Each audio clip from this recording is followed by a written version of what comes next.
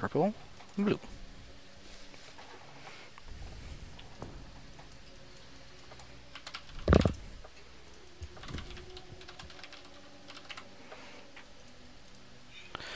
Hey guys, welcome and hello. We're getting into a wonderful clan war between two great teams. We're going to be having Legion going up against Underrated Gaming, and we are going to be popping directly on top of the representative for Underrated Gaming. It is the blue Zerg, Taegeuk being the, blue Zerg at the top right, and his opponent is going to be representing Team Legion. It is Luxury, the purple Protoss in the bottom left.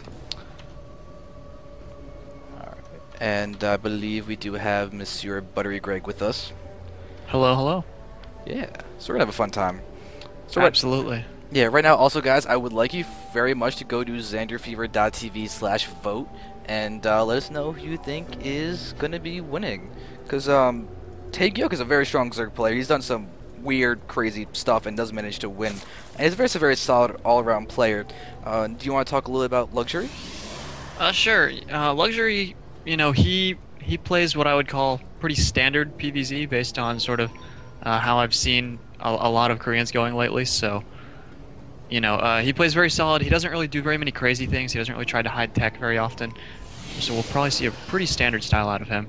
Nothing really suspicious or I guess it's still exciting, but it's not like, you know, he doesn't like hide proxy Dark Shrine or anything like that, which kind of makes it fun sometimes. Yeah, it's good. I like seeing games that involve players like that. It just makes it more well-rounded in a lot of areas. Yeah, I absolutely agree. Mostly Luxury gets by on like solid builds and really good micro. So if we see him go for some more prism attacks, we're going to see some pretty crazy micro, hopefully, because he likes to pick up and drop units a lot. Nice. What I would really like to see from him with his sentry drops, because sentry dropping is really cool to watch when it actually works and pays off. It's something that's very easy to mess up. Absolutely, absolutely. And you know, he plays what I would consider to be sort of the direction that PvZ is going, where you open with this forge first, you know, and then you get up to 3 or 4 gateways in a robo, and you go for a zealot sentry drop into the base while 4-gating him. And, you know, back at home, you set up more gateways, and you try to follow it up with a stronger gateway attack, like 7 or 8 gates a couple minutes later. Nice. So hopefully we'll get to see him do that this game. Yeah, that does sound really solid. I would just say that you just want to play a little bit safer and get down a cannon before the gateway, which is kind of smart considering the fact that the pool is already done and we do have lings on the map, so just going to make sure you can not cut that time too short. Taegeuk, though, is actually going to need to pull back that Overlord. About now. Although he's right over top of cannon there. Yeah. Well, that's not a very good start for Taegeuk. This is going to be a dead Overlord, which could actually very easily supply block him, and it does. So we now have a red supply Taegeuk, and that is a terrible time to get supply block. But he will just use this as an opportunity to get down his third base. Yeah, I think he can bounce back from this. Luckily, he doesn't have too many larvae at either of his bases, so he'll still be able to make larvas. You know, he's just going to be a little bit short on drones for a moment here while he waits for this Overlord to come out. It sucks when you're supply blocked with more than 3 larvae, because then your hatcheries stop producing it. Alright, we're actually seeing him also do a little bit of a trend that we've seen more recently in just Zerg versus Protoss, where you actually get a single extractor and you get a quick metabolic boost, basically just to deny scouting with Zerglings and everything, and it kind of leads you to a nice timing to get out your lair as well when you just think about how many drones you can have in there. And with that in mind, we're probably going to see Taegeuk get a lair when this single drone is actually mined 100 gas. Yeah, and I actually really like to see that because, you know, a lot of Zergs have trouble with these big 7 and 8 gateway pushes, but if you get pretty quick layer tech and, you know, get some good infestors or hydras on the field, you can deal with gateway units a lot easier. So it is nice to see a little bit faster layer tech there. Can kind of discourage some gateway timings with that. Definitely. And looking at Luxury, she just threw down a quick robo, so we may see him do his War Prism stuff that you were talking about before. I would really like to see that. Yeah, I'm a little surprised he's moving out with these Zealots. This might just be to take the Watchtower.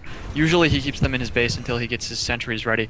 But yeah, he normally loads up, you know, War Prism, 2 sentries, and then goes for it. And it looks like he might even have +1 done on time, which would be a very nice boost to his Zealots there.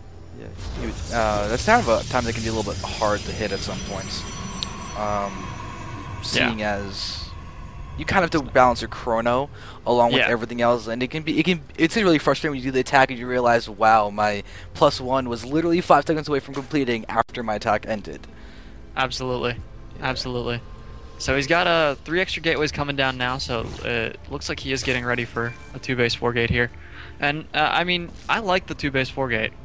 1 base 4 gate's really all in, but the 2 base one, you know, you have more than enough income to continue making probes and pylons back at home and to tech up, so it's just like a good sort of, I don't want to call it an attack, because, you know, unless you totally screw up and lose a lot of units, you usually aren't behind when it's over, but it usually doesn't win the game either, so it's more like a little bit of heavy harass.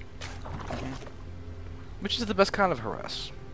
Yeah, absolutely. This is interesting. Looks like Taegeuk has a lot of Zerglings on the map now, and he's got a Roach Warren going down back at home. This is kind of interesting. You know, one downside, we see, you know, the Warp Prism is already left with all 4 units. One downside to that is it leaves the base a little vulnerable, and Luxury hasn't completely walled off. So if Taegeuk were to try to go for a Zergling counterattack, he could actually sneak a lot of Lings into the natural there. Oh, he's spotted the Warp Prism. He's staring at it with all his lengths. He needs to get in there quickly so he doesn't get blocked into the ramp. Time's actually be close. Those sentries could still drop to get the force fields off, and no! Oh, just gets a couple Lings in, and that'll be enough to shut this down for the moment. Luxury may decide to drop again, but with the Queens on the way as well, he still does get that off. That's really, really annoying. Now he's going to go ahead and start warping with all those Zealots, but he doesn't have the distance that he needs to get there again, and looks like he may still get there, or no! Taegeuk's now actually up. We could see a big surround of those Zealots and the sentries now. Yeah, Taegeuk actually handling this very well. Luxury not in a great position after losing that Warp Prism to the Queens. He's actually taken very little damage here. Looks like Taegeuk's going to be totally fine after this. Yep, the Wings of Candy, even a Spine Crawler in the main mineral line just to make sure that he is just even less of an issue with these Zealots, because they are now officially cleaned up, and Taegeuk didn't really take any damage from that except some expendable Lings. Yeah, absolutely. It was very good defense there from Taegeuk. And you know, I guess if we look at Luxury's base, he is following it up with DTs.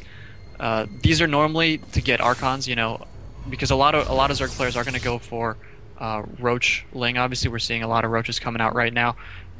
And I guess the game is paused, but we can probably keep talking about the implication of these DTs. One really nice thing is, obviously, if he catches Taegeuk off guard, he can sneak him in, but he can make Archons and kill Roaches very effectively with them.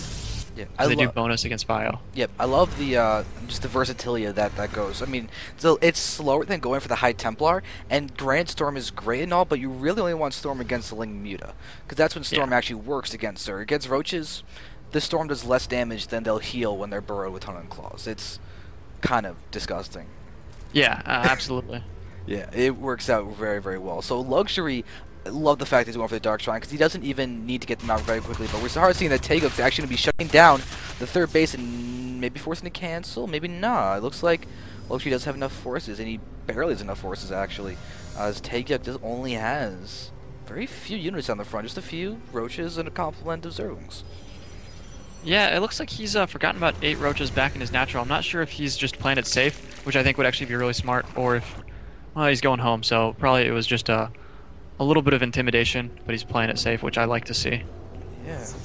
He also has an Overseer staring directly at the Dark Shrine, so he knows that that is out. We'll see. You should be seeing him throwing down spores and everything, and yes, he has Spine Crawler in the main natural mineral line. Spine Crawlers are in the main along with an Overseer, and we see that there's a Spine getting morphed over there in the bottom right, along with the Macro Hatch. So Taegeuk's going to have a whole lot of production now that he's up to 5 hatches. Yeah, I'm impressed. He's already got 2 Macro Hatches this early in the game.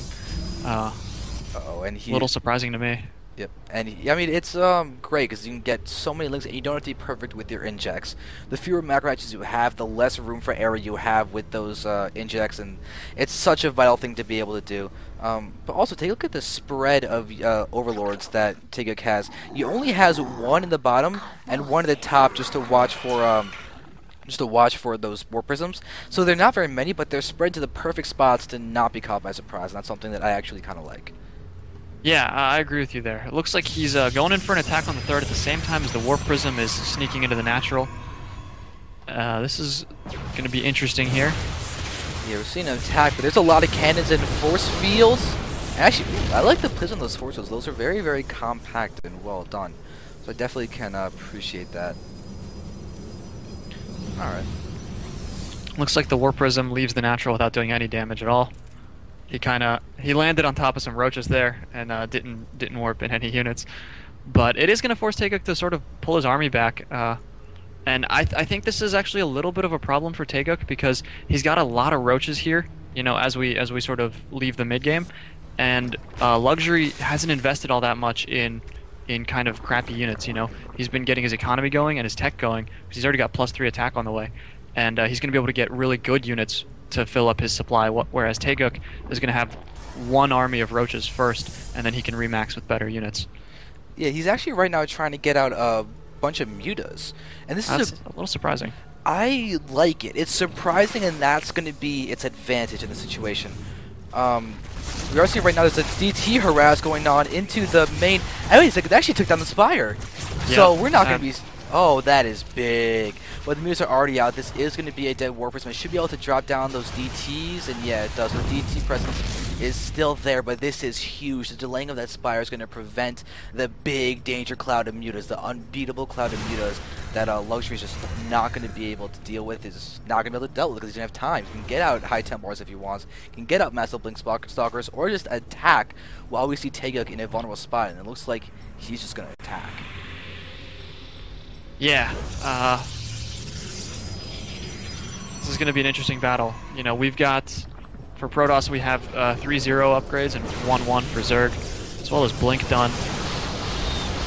Yeah, so now we're seeing pushing. We see a lot of mutas and everything pushing forward, but great force fields, so not many roaches are actually dealing any damage. Taegeuk is going to completely sacrifice his space. He's already left all of his drones, and everything is now gone from over there. And with this in mind, we should be able to see Taegeuk trying to get up a force that can deal with that army, but he's got to be really careful about his positioning. He's actually choosing to get down 18 Banelings to help defend. Yeah, Banelings are getting pretty common against these Stalker Balls, which I think is kind of interesting.